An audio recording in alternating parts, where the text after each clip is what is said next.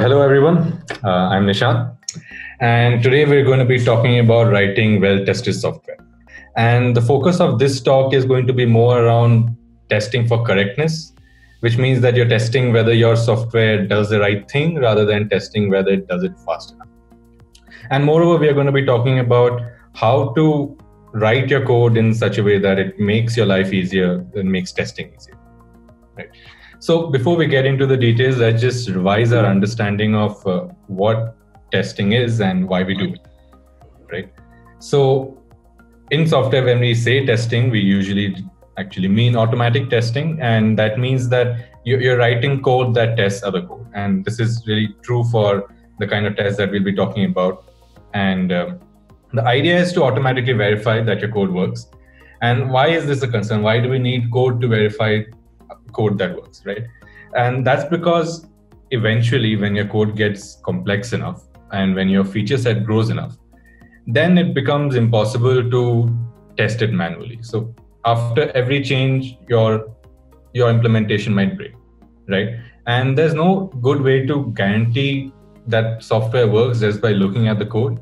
There are some languages, some functional languages that get close to this, but by and large, any change that you make has the possibility of breaking things. And the only way to be sure that things still work is to actually test them after making every change. And you can understand why that will become unscalable pretty quickly. And that's why the idea of writing tests is to let the machine do the heavy lifting for you, which means you just tell it how to test it, and then after every commit, really, you can have these tests running on CI, or even if you run them manually, you can go through possibly thousands of cases and just, in a few seconds or a few minutes, verify that it all works. So that's really the idea of this. Now let's explore some reasons why people have reservations in writing tests for their application, and then let's see if we can address them and maybe find some solutions, right? So the first one is that I understand everything that's great about testing. I understand the importance, but just right now I'm busy with implementing it, and I'll write the test later. So the idea is that they want you to believe that they will do the right thing, just not right now, because they're busy. Now we all do this, but we all know that this is basically a lie, right? It's a big fat lie that you will not get the time to do that later. You'll be lucky if you get to add tests for the code that you're adding then. And it's very unlikely that you will want to, or that you will get the time to, or you'll be allowed the time to come back and write tests for code that you've written like 6 months back, right? Now, that's one thing, but even assuming that, you have the benefit of the doubt and you do intend to do that and you do have a plan for that, chances are that you can't do that very well. And you can't do that because in the real world, when we write software and when we change software and when we extend it, and we are not focusing on one of the requirements, which is it has to be testable, then very quickly you'll find that your code is not very easy to test anymore. It will quickly get very tightly coupled with the rest of your program, and when you finally get back to it with all the good intentions of testing, then you'll find that your job is much more difficult than it would have been if you had just done it when you wrote the code. So try to avoid doing that. Try to write tests as you are writing your software. One thing is that it's probably too much to ask to write tests for prototype code, but that's why I think that it's important to have a good distinction between what you consider to be throwaway code and what you consider to be code that eventually has to go into production. And it's useful to have a separate or better attitude about the code that will actually live. All right. So another thing that people often say is that I'm not writing tests because it's hard. And this one is probably more honest, but it's still not a good excuse, I feel.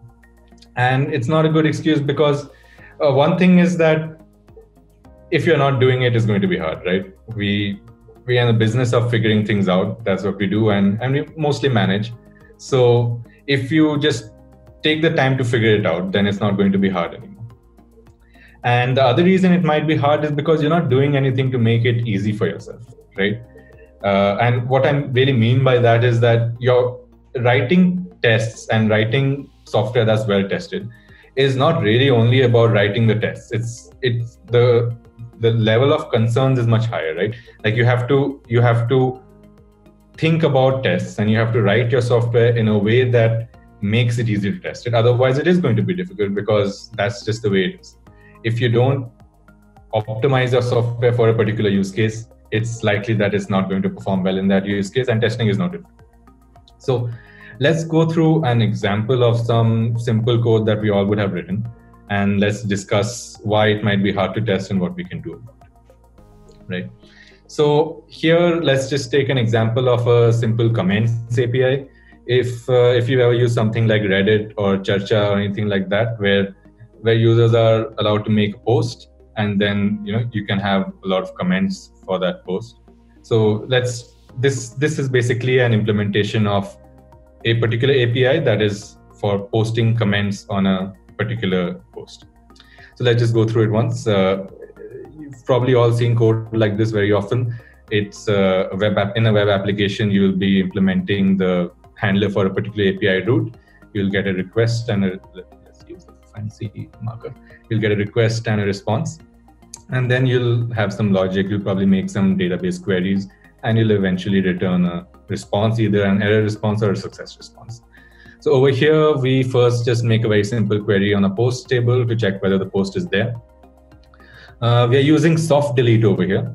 So that means that you never really delete any data. You just mark it as deleted, and then you adapt your application to behave as if it were deleted, but you don't actually want to lose that data. So in case we have a request that's trying to post a comment on a post that's already deleted in the past, it won't make sense to actually add that comment. So we would return a 404. And if it's not deleted and everything is fine, then we can actually go ahead and insert that comment into our comments table. We relate it to the post that we want to comment on. We relate it to the ID of the user that made the comment, and we obviously have an actual body for the comment. And once that's done, we can return a response saying that everything's great. So it's pretty simple. We've all written this kind of code. Now, why is this code difficult to test, right? So first of all, it's implemented as a route handler for a web application. So the immediate thought that I have is, oh my God, will I have to start up an entire web application to test just this logic? So that's undesirable. And another thing is that this code, although what we probably thought we want to do when we started writing it is we want to write down the logic for creating a comment. But this code has so many other things that it's doing, and it's not exactly well separated out. The part that you actually want to think about separately is not separate from the rest of the things we have to do to actually practically make this software available, which is that over here we are doing a lot of request and response related logic. So, we are aware in this function that it is being called through an HTTP API. So what we are doing is we're having to get all the data that we want from the request object. We are having to return our result by modifying the response object.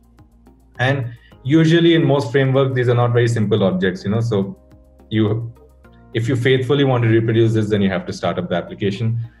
And also another thing is that we are making database queries. And you really don't want to be testing the queries at the same time as you're testing your business logic, right? So the dependencies is really the challenge over here. How to set up the dependencies, how to set up an environment that delivers us our request and response objects, how to set up a database environment that we can use to actually test our logic over here. So that's two things. It's a challenge setting up the dependencies, and we're doing too many things in this function, so it's difficult to test because you have to test all those different aspects, right? So let's see if we can't make the situation better. So over here, we've modified the code, and essentially we've extracted out our core logic into a separate function. This is no longer the function that is called by the web framework, and the request and response are not delivered to this function directly. There is a function that does that, and that function, so this function that we had initially, is now going to call this lower level function. And this function is much better in the sense that it does not know or care about anything to do with HTTP requests and responses. Its interface is basically pure language native constructs. So in this case, JavaScript, it will be expecting JavaScript strings as the argument. and it will be returning the result or raising the error also in JavaScript native constructs. So in this function, we don't really have anything to return. If it succeeds, it succeeds. But if it doesn't succeed, so if we find the post is deleted, then we raise a JavaScript exception. And right off the bat, this makes this code much easier to test because we get rid of the question of how to set up the environment of the web application. Right now is just a function that takes its arguments in the language native constructs and again returns the result and errors in the language native constructs as well. But we still haven't gotten rid of the problem entirely. This DB client reference is really kind of a huge problem. And it's a huge problem because it's a hard-coded reference to a global object. And that's bad, right? We all know why that's bad. And it's especially bad for testing because it doesn't allow us to modify the environment in any way. We don't have as much control. So for example, if we don't actually want to set up a database and we want to be able to just mock that aspect of this function, then we can't do that because, again, if you execute this function has a hard-coded reference to some global DB client object, and it's going to be impossible basically to change this DB client object to something else. So let's try to even make this better, right? So here we have added another parameter to our function, and this parameter is a object that internally does all the querying that it needs to do. We don't have to write the raw query in our main function. We delegate all the querying responsibilities to this object that we get as a parameter, and all the queries are within it. And that means since we get it as a parameter, and since the interface is also simplified to the actual logic that we want, to the actual operation that we want, we can very easily mock this to be something else. So if you don't want to actually set up a database, we can easily just create a fake data manager object that stores the posts in memory and inserts the comments into a memory-based store.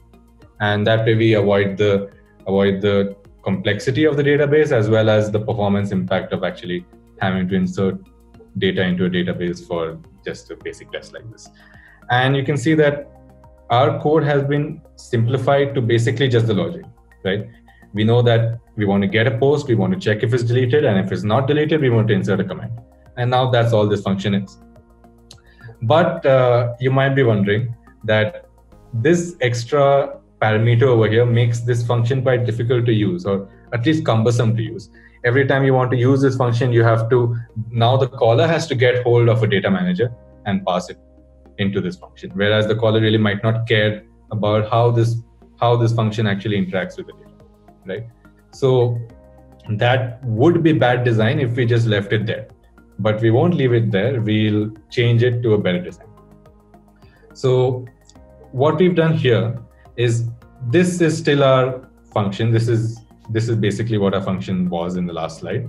But you can see we are no longer accepting a data manager object as parameters of this function.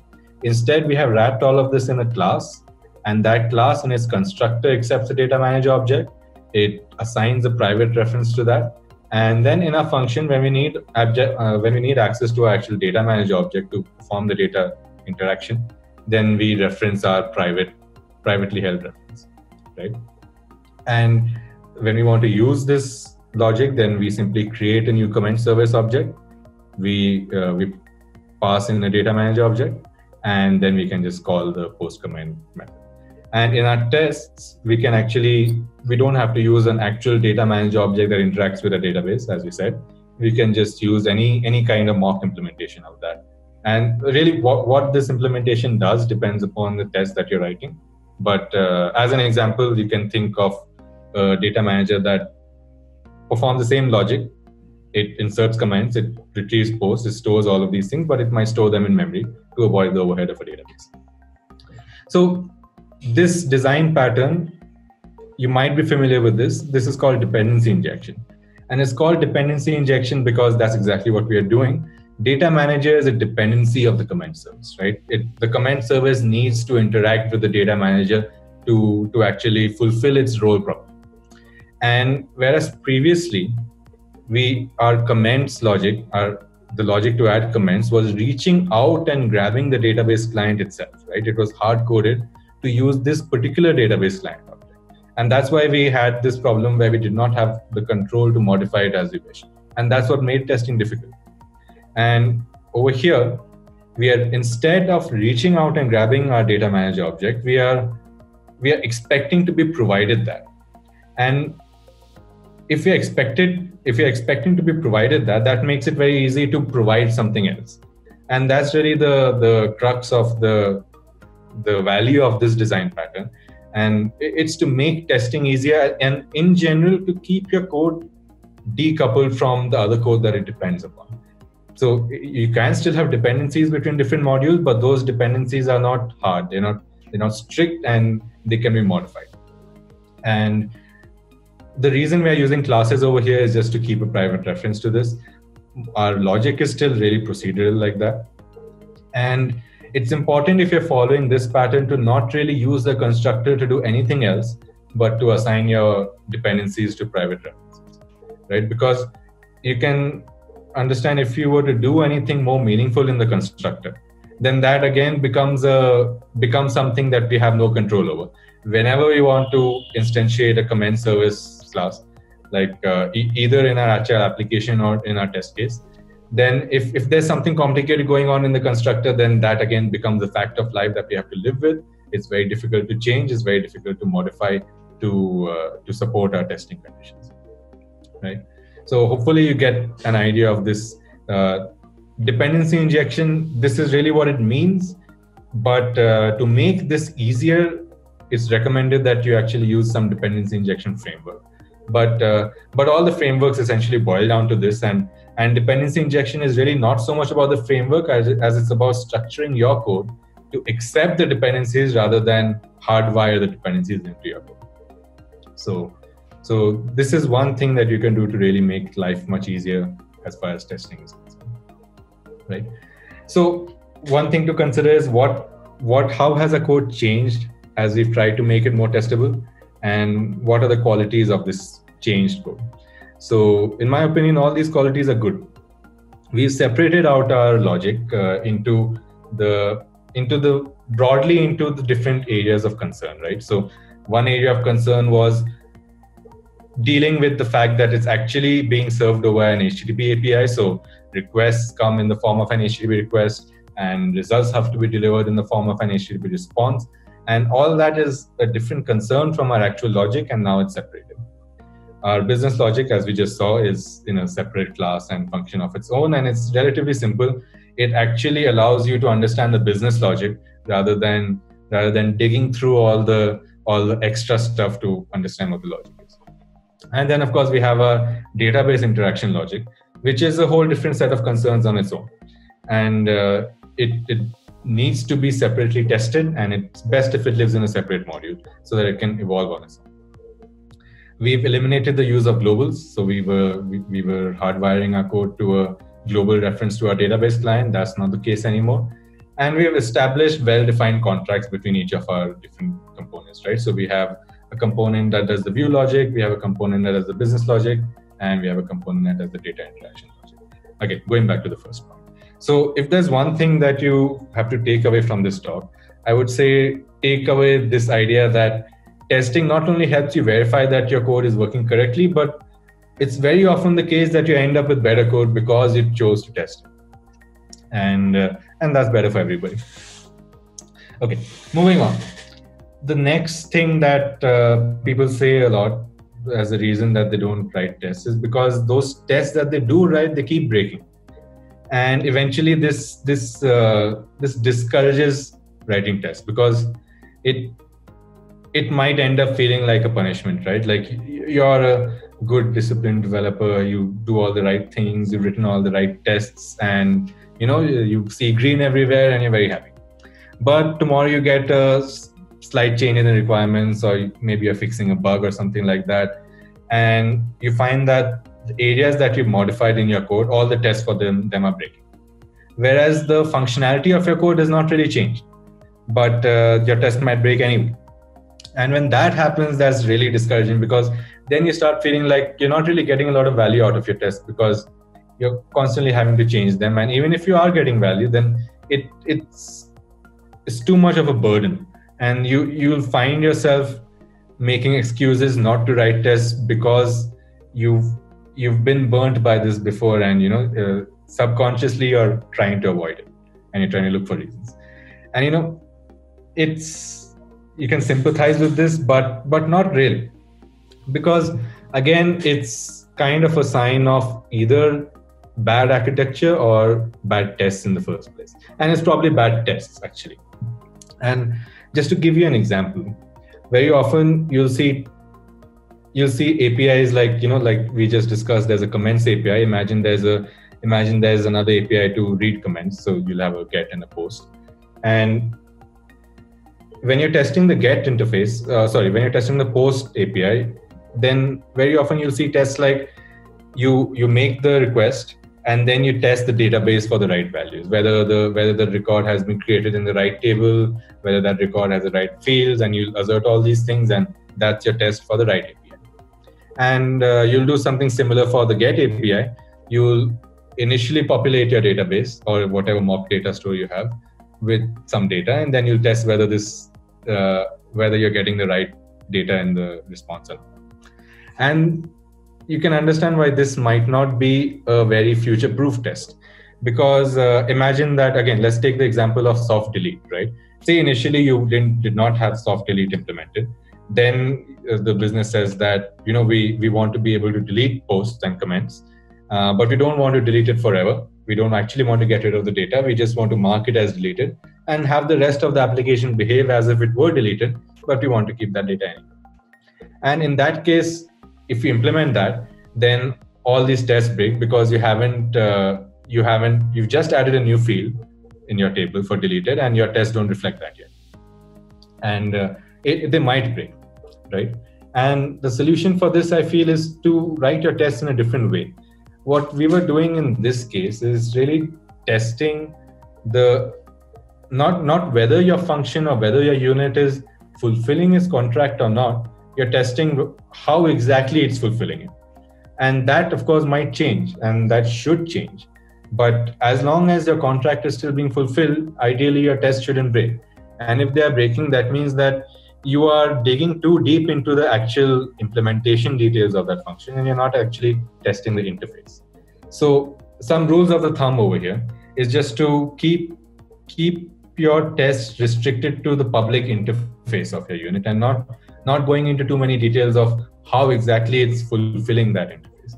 So just to extend our example of a get and post API, the reason we might want to create a write API or a write interface of any sort is that at some point we want to read it.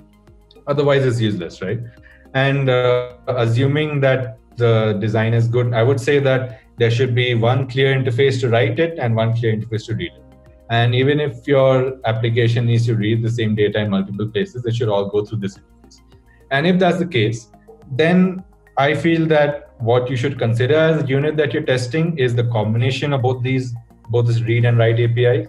And then your test might look something like this, that you create the resource by using the write interface. And the way you test whether it's actually been written or not is subsequently you call the read interface and see if you're getting the right data or not. And this way you are testing your write API in terms of the read API, and vice versa as well. And in this case, as long as the public interface of the function doesn't change, even if the implementation changes drastically, right? Like say you're using a completely different table suddenly, or you're using a completely different storage mechanism, it's in a different storage backend, it's not in your SQL database anymore, it's in Redis or something like that, none of your tests should actually break if they've been written like this. And so what we're essentially doing over here is, as much as possible, defining our functionality in terms of related functionality, and then all those things become a unit together that you can test. Of course, this is not always possible, but as much as possible, if you want to make your life easier, and if you don't like coming back to tests and updating them every time you change the interface, change the implementation, then you might want to try and keep this in mind and try to do things this way. So, Again, and coming to the last point, I'm not writing tests because I cannot convince my boss. So your boss might be your manager or your tech lead, although it would have to be a bad tech lead. But yeah, over here, it's important to understand your role as an engineer and how you fit into the larger picture. The way I see it is that you are the technology guy, you're the technology expert, and you're there to solve a particular business problem. And and it's your expertise that they really want, right? If they had that, then why would you be there? So considering that, managers very often they may not care so much about how exactly you're doing your work, but they'll care about the results. And that's really where you have to kind of put your foot in and try to get your way over there. So your manager might not care about whether you're writing tests or not, but he will care if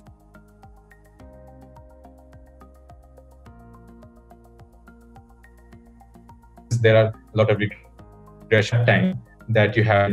We can make the stability we need tests, right? And let's go back in the past a little bit. When you were implementing that feature, as always, you already passed the deadline and you're getting pressure to finish it fast. And usually if you're past the deadline, it's got to be something complex, right, that you couldn't properly estimate.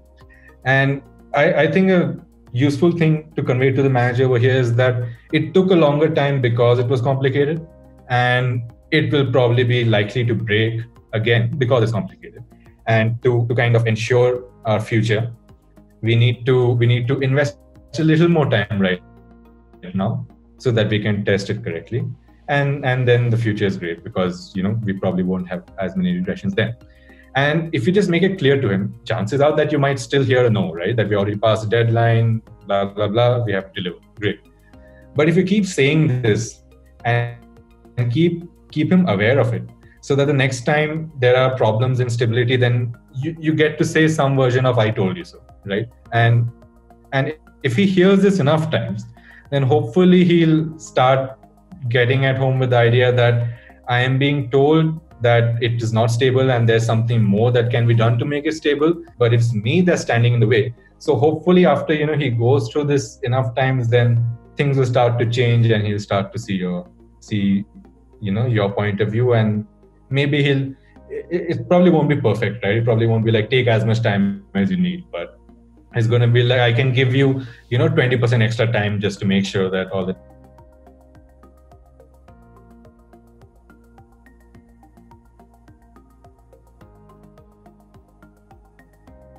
know your role and try to at least convey the trade-off properly. Like if you don't give us time to write tests, then you're probably going to end up with not such a great situation as far as stability is concerned. So that's it. And I'd like to just leave you with one quote. Before that, let's just summarize everything. That write tests as you write the code. You will not get time to come and write tests later. Even if you do, those tests will not be easy to write and probably won't be great tests. And write your code to be testable. And that goes far beyond just testing. If you write your code to be testable, your code is going to be good, usually. To write testable code, use dependency injection. If you're not familiar with dependency injection, take a look at it. It might seem a little weird at the start, but as you start testing a software, you really start appreciating the beauty of it. And lastly, just make sure that you handle the management aspect of that as well, because that is life and that is reality. And demand time to write tests, even if those demands are not met, so that at least it's out there that you are doing your job properly. And after that, whoever stopped you has only himself to blame. And if you don't like writing tests and if you don't like testing a product, then it's likely that your users and your customers will not do it either. So adopt a testing mentality and feel good about it, because I believe that good products and good applications are made of good tests, and there's really no way around it. So that's it for me. I'm happy to take any questions. Yeah, hi Nishan, Shashwat this side. So is TDD a better approach than unit testing? I think that we're confusing our terms over here. I don't think test-driven development precludes unit testing. I think it's actually very much encourages unit testing. So test-driven development would be more around the specification based testing, I believe that before actually implementing your whatever you're trying to implement, you first try to encode the requirements of that unit as test cases, right? So for example, let's just going back to our comments API. Before we write our comments API, we know that if a post exists, then create that comment related to that post. If the post exists but is actually deleted, then don't create the comment, and all those cases, right? So then what you would do is, before actually writing the implementation for that API, what you do is write the test first. And obviously, if you write the test on an empty implementation, all of them will fail. And then the process of actually implementing it becomes a process of changing the code until all those test cases pass. That's the ideal of test-driven development. In reality, I haven't seen it, in my experience, which is quite limited. I haven't seen it being followed a lot. But in theory, it's a very good idea, I feel, and some teams do follow it successfully. So, but to answer your question directly, I don't think that unit testing is separate from test-driven development. I think, in fact, it's the opposite. That is highly encouraged in test-driven development. Does that answer your question? Yeah. Hey Nishant, so a typical managerial question, but so what I wanted to know is how much difference of time does it take for us to do the traditional unit testing approach, or to set up the to do the TDD approach, basically? Right. So you mentioned 20%. So is that something that holds true for most of the cases, or okay, so just to clear that up a little bit, 20% when I said was an example of a not so great constraint that a manager might place on you, right? So it wasn't it wasn't an example of a good situation, but it was an example of what I was trying to say is that given unreasonable constraints or not great constraints, how you can still do a decent job. As for how much time is a reasonable expectation, if the team is already used to testing, and as I said, they are writing their tests as they are writing the code, then I believe that it would be difficult for a manager to actually distinguish the testing phase from the implementation phase, right? So in the best case scenario, you shouldn't be able to tell that now we are just writing tests, so you shouldn't have the temptation to say that, okay, screw it, right? But if you do, and very often you will, I think, then I don't think there's a great answer to this. It really depends upon the complexity, but and it also depends upon whether the testing infrastructure is set up. Very often you'll find that if you're developing a complex piece of functionality for your application, right, then setting up the testing environment for that is a challenge in itself. So over there, I wouldn't be surprised if it takes as much time to actually set up the testing environment and write the test as it took to develop the feature, assuming that these are two distinct phases. If the team has adopted the approach of writing tests and testing the software deeply, then possibly you can't really tell you can't tell the implementation phase from the testing phase separately, because it's all the same. Does that make sense? Yeah, it does. Thank you, everyone.